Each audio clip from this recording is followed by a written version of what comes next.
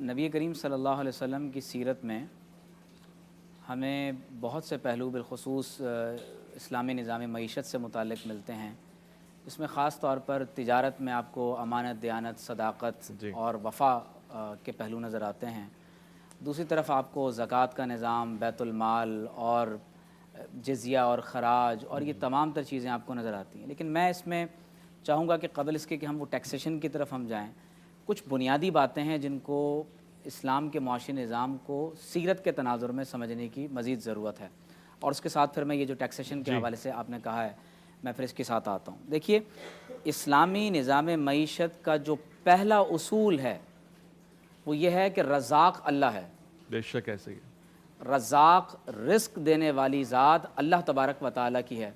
یہ اس کا وہ خاص روحانی پہلو ہے جو انسان کو انسانوں کی بندگی اور غلامی سے نجات دیتا ہے. صحیح. آپ دیکھیے کہ ہمارے ہاں آرٹیکل 38F میں لکھا ہوا ہے کہ ربا کے نظام کو ختم کیا جائے گا. اب ہم نے جس انداز سے بین الاقوامی سطح پر قرضوں کے اندر ہم یعنی ڈھلتے چلے جا رہے ہیں اور اس کے تحت مغلوب ہوتے چلے جا رہے ہیں، اگر ہم نبی کریم صلی اللہ علیہ وسلم کے اس ایک حکم پر ہی عمل پیرا ہو جائیں کہ اللہ تبارک و تعالیٰ نے ارشاد فرمایا کہ وَمَا مِن دَابَّةٍ فِي الْأَرْضِ إِلَّا عَلَى اللَّهِ رِزْقُهَا، کہ زمین پر تم جس جاندار کو بھی دیکھتے ہو اس کا رزق اللہ تبارک و تعالیٰ کے ذمہ ہے. فرمایا فَلْيَعْبُدُوا رَبَّ هَذَا الْبَيْتِ، تم خانہ کعبہ کے رب کی عبادت کرو. کیوں؟ الذی اطعمہم من جوع وآمنہم من خوف. دنیا کے یہی دو مسائل ہیں، ایک ہے خوف اور ایک ہے بھوک. تو فرمایا جو تمہیں بھوک میں کھانا کھلاتا ہے اور خوف سے امن بخشتا ہے وہ صرف اللہ تبارک و تعالیٰ کی ذات اقدس ہے. ایک مغربی مفکر مالتھس تھامس گزرا ہے، اس نے کہا کہ انسانوں کی آبادی بڑھتی چلی جا رہی ہے، وسائل کم ہیں تو کیا کیا جائے؟ اس نے کہا ڈی پاپولیشن کی جائے، انسانوں کی آبادی کم کی جائے. اب آپ مجھے بتائیں کہ اس کو مرے ہوئے بھی کئی دہائیاں اور 100 سال 200 برس تقریباً گزر چکے ہیں اور انسانوں کی آبادی بڑھتی چلی جا رہی ہے، لیکن وسائل ختم نہیں ہوتے. وسائل کی ڈسٹریبیوشن ہم غلط کرتے ہیں، وہ ہے جو اصل سبب ہمارے معاشی اعتبار سے اب طریقہ جو ہے وہ سبب بنتا ہے. پھر آپ دیکھیے کہ انسانوں نے جب سے اپنے آپ کو نفسانی خواہشات میں ڈھال لیا ہے، لذتیت کو زندگی کا مقصد بنا لیا، تو ٹوٹل فرٹیلیٹی ریٹ تقریباً فنا ہونے کے قریب ہو گیا. بعض یورپی ممالک کا جو فرٹیلیٹی ریٹ ہے وہ 0.9 تک چلا گیا. اب آپ اس کا دوسرا پہلو دیکھیے، وہ ہے گناہوں سے اجتناب. حضور علیہ السلام نے فرمایا کہ جس قوم میں ربا ہوتا ہے وہاں قحط پڑتا ہے، اور جس قوم میں رشوت پھیلتی ہے اللہ تبارک و تعالیٰ ان پر رعب مسلط کر دیتا ہے. پھر اسی طرح آپ دیکھیے کہ اللہ تعالیٰ نے فرمایا کہ مغربی ممالک سے جب ہم مروب ہو جاتے ہیں تو فرمایا فَلَا تُعْجِبْكَ أَمْوَالُهُمْ وَلَا أَوْلَادُهُمْ، تمہیں ان کے جسم اور ان کے مال، ان کی مادی ترقی تمہیں اس یعنی سحر میں مبتلا نہ کر دے. انما یرید اللہ لیعذبہم بہا فی الحیات الدنیا.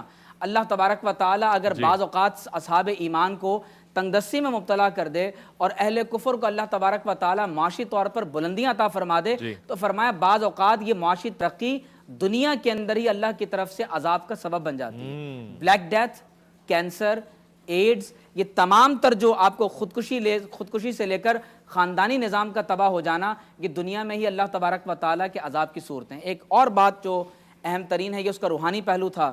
ظاہری پہلو میں جب آپ دیکھتے ہیں تو سب سے پہلی بات جس سے منع کیا گیا وہ ربا کا نظام. بالکل ایسے ہی ہے.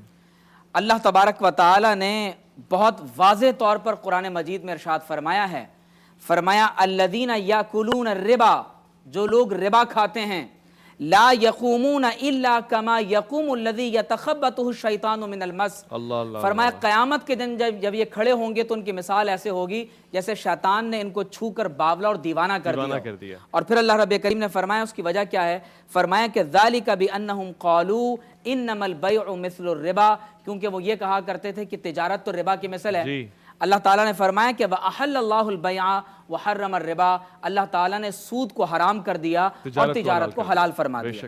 پھر فرمایا کہ جس کے پاس اللہ کی طرف سے نصیحت آ گئی اور وہ رک جائے تو ماضی میں ان آیات کے نزول سے پہلے جو ہو چکا وہ اللہ نے معاف کر دیا، لیکن اس کے بعد اللہ تبارک و تعالیٰ فرماتا ہے کہ اب جو ربا کے نظام میں خود کو انڈلج کرے گا، فرمایا فَأُولَئِكَ أَصْحَابُ النَّارِ، وہ اہل جہنم میں سے ہوں گے. پھر آپ دیکھیے کہ اللہ تعالیٰ نے انہی آیات میں ربا کے مقابلے میں تجارت کو، ربا کے مقابلے میں زکوٰۃ کو، ربا کے مقابلے میں صدقات کو ذکر کیا ہے. صدقہ اور زکوٰۃ جب آپ دیتے ہیں تو آپ اس میں کچھ گین نہیں کرتے.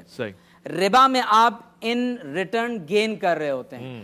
ہر وہ قرضہ جو اپنے ساتھ منفعت کھینچ لے آئے اسے ربا کہا جاتا ہے. ربا کا مطلب ہوتا ہے اضافہ. اچھا آپ کسی کو قرض کے طور پر درہم، دینار، سونا، چاندی، پیسہ دیتے ہیں, صحیح.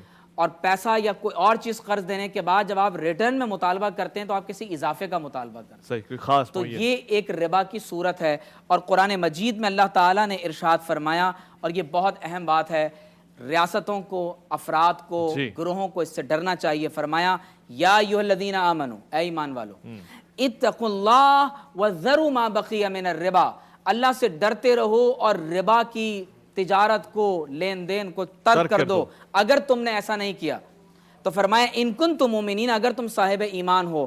فرمایا اگر تم نے ایسا نہیں کیا فإن لم تفعلوا فأذنوا بحرب من اللہ ورسولہ, تو اللہ اور اس کے رسول کی طرف سے تمہارے لیے اعلان جنگ ہے. اس وقت اگر ہم سود اور ربا میں انڈلج ہیں تو it means we are at war, نعوذ باللہ من ذالک, against Allah and his prophet Muhammad صلی اللہ علیہ وسلم. تو ہمیں اس وقت اس بات سے باہر نکلنا ہے. آپ سوچئے کہ ہم پر اللہ اور اس کے رسول کی لعنت برس رہی ہو, جس عمل کو اپنی ماں سے زنا سے زیادہ سخت ترین گناہ کہا گیا ہو, جس کے بارے میں اللہ نے فرمایا کہ یہ اللہ اور اس کے رسول کے خلاف اعلان جنگ ہے, اور ہم اس کے اندر مبتلا ہوں, تو یہ کیسے ممکن ہے کہ اپنے قرآن و سنت اور آئین کی مخالفت کرتے ہوئے ہم اپنے معاشی نظام کو بہتر کی طرف لے جا سکتے ہیں. تو اللہ نے فرمایا وَإِن تُبْتُمْ, اگر تم توبہ کر لو, فَلَكُمْ رُؤُوسُ أَمْوَالِكُمْ, تو پرنسپل اماؤنٹ تو تمہارا ہے, ٹھیک ہے, وہ تمہارا ہے, لیکن جو اضافہ ہے وہ حرام ہوگا. تو فرمایا لا تظلمون ولا تظلمون, نہ ظلم کرو اور نہ تمہارے اوپر ظلم کیا